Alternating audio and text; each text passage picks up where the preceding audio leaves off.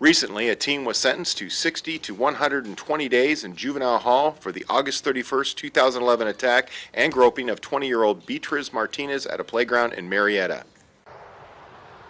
Martinez had just picked up her two young children from her mother's house at the Las Brisas apartments on Los Alamos Road when the attack happened.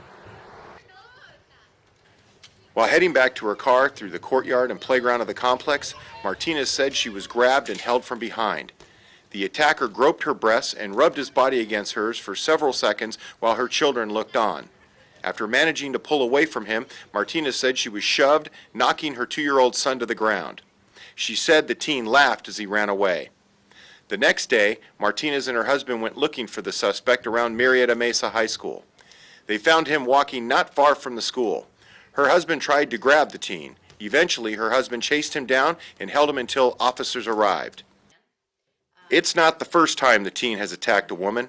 Earlier in 2011, Nora Reynoso of Murrieta was assaulted and imprisoned in a Chuck E. Cheese restroom. Here she gives an account of what happened. I went to Chuck E. Cheese to take my granddaughter. It was a Wednesday afternoon. It was around 11:45 a.m. And I went with my boyfriend and the baby. I then had to go to the restroom, so I left the baby with my boyfriend and I went into the restroom. And at that point, as soon as I walked in, there was someone in there. There was a male hiding in the restroom.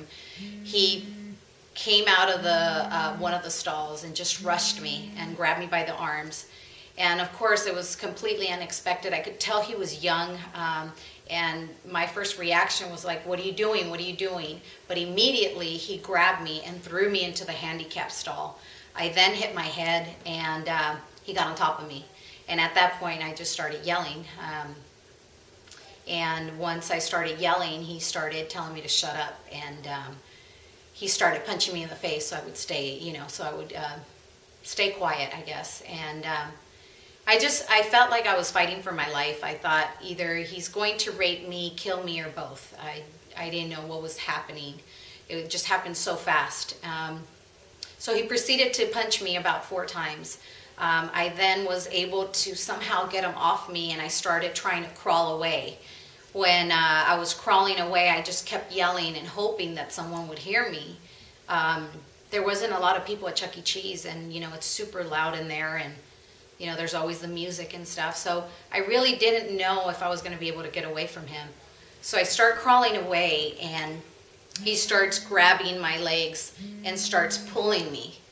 And at this point, I'm laying on my back, and he's pulling me, and he's getting up again to get on top of me. And that's when my boyfriend, I guess, heard the yelling, and he pushed open the door thinking I had fallen or something, because how are you going to know that there was someone in there attacking me? And when he opens the door, he sees him, grabbing me.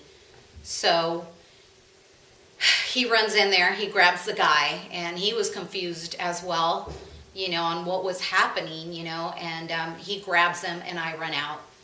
My boyfriend then detained him until the cops got there. For Sarah Burge, I'm David Zink with the Press Enterprise and PE.com.